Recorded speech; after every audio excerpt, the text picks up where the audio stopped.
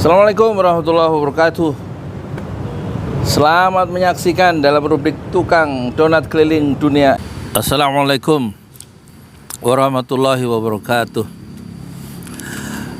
Saya Yudi Pramuko, tukang donat dari Parung YouTuber tertua di semesta.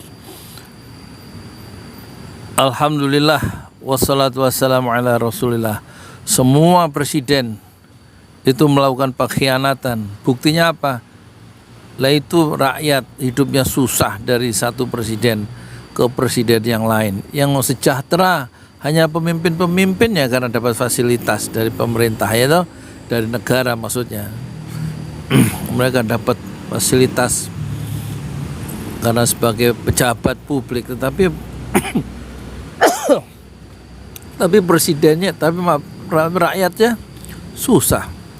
Banyak yang saya lihat susah dari waktu kecil sampai dia mati, ya. Susah waktu remajanya, susah waktu pemudanya, susah waktu tuanya, kan gitu. Tapi mereka hidup dalam pimpinan seorang presiden di sebuah negara yang hijau royo-royo. Semua ada, laut bergelombang. Nggak semua negara punya laut. Kita punya banyak sungai, nggak semua negara punya sungai. Kita banyak hutan sebagai paru-paru dunia. Hutan di Jawa ada, di Kalimantan ada, di Sulawesi ada, di Papua ada. Nggak semua negara punya hutan. Belum hasil tambangnya, hasil lautnya, nikelnya, emasnya. Tetapi rakyatnya melarat. Berarti ada yang salah. Salah pasti di pemimpinnya yang dipercaya untuk mengelola, untuk mensejahterakan rakyatnya, tapi mereka berkhianat sehingga mereka lebih mensejahterakan keluarganya sendiri, mensejahterakan kelompoknya sendiri dalam waktu yang pendek karena kekuasaan pun terbatas, gitu. Nah, sekarang kita cari siapa pemimpin atau presiden yang betul-betul tidak berkhianat. Ukurannya adalah bagaimana rakyat itu bisa sejahtera. Apakah Gus Imin berpasangan dengan Anies Baswedan bisa membuat rakyat itu sejahtera? Saya tidak yakin. Bisakah korupsi itu hilang? Saya tidak yakin. Bisakah pencuri-pencuri berdasi itu bisa hilang? Saya tidak yakin. Buktinya apa? SBY 10 tahun dan dia bilang saya akan memimpin sendiri pemberantasan korupsi. Korupsi banyak, ya, teman-teman dekatnya sendiri Partai Demokrat. Kemudian kita lihat Pak Jokowi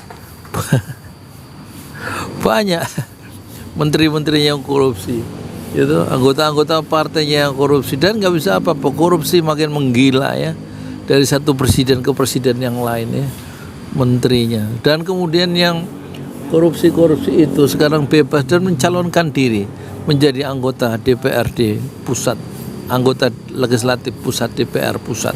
Ada 52, ya, napi terdana koruptor kemudian mencalonkan diri menjadi pejabat lagi, mencoba peruntungannya sekali lagi menjadi menjadi anggota DPR pusat yang terhormat. Dan ada 15 anggota DPD kalau tidak salah, ya, mencalonkan diri kembali. Pernah jadi tukang nyolong, kembali mencalonkan diri menjadi anggota DPD. Coba itu. Kalau mereka terpilih lagi menjadi anggota DPD, Dewan Perwakilan Daerah, dan anggota DPR pusat, belum bupati, belum yang lain, ya, gubernur, wali kota yang pernah tersangkut korupsi kemudian terpilih lagi, apakah mereka dijamin, ya, menjadi orang yang sudah tobat? Jangan-jangan mereka mencari cara supaya mereka bisa nyolong lebih banyak, karena yang kemarin mereka menjarah itu tanggung, terlalu sedikit, ya. Mendingan yang besar sekalian, sehingga mereka juga nanti ketika di penjara itu hasilnya setelah mereka pulang dari penjara, ya, hasil jarahannya itu tetap besar dan nggak akan dimiskinkan karena undang-undangnya nggak ada. Jadi saya tidak yakin Anies Baswedan dan Caimin bisa memberantas korupsi dalam waktu 5 tahun. Dan kita, terutama saya, rakyat, terus akan menjadi sengsara karena presidennya, pemimpin-pemimpin saya berkhianat, tidak bisa menghasilkan pemerintahan yang bersih, pemerintahan yang bisa dipercaya, karena banyak maling-maling berdasi di situ. Dan juga saya tidak yakin korupsi atau kemiskinan itu bisa hilang. Sekarang kemiskinan menurut World Bank itu ukurannya 3,2 dolar sehari penghasilan, maka orang itu orang miskin. Dan kita punya 50% orang Indonesia yang miskin. Menurut World Bank itu berarti ada 140 juta. Bisa nggak itu? 140 juta warisan Jokowi itu bisa tuntas di era Anies Baswedan selama 10 tahun bersama Caimin? Saya tidak yakin. Maka rakyat harus tetap menolong dirinya sendiri dan rakyat harus merawat kebahagiaannya sendiri. Kalau memang hilang korupsi itu bagaimana caranya?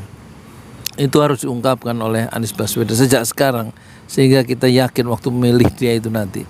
Kalau kemiskinan itu bisa hilang dalam waktu 5 tahun, bagaimana caranya?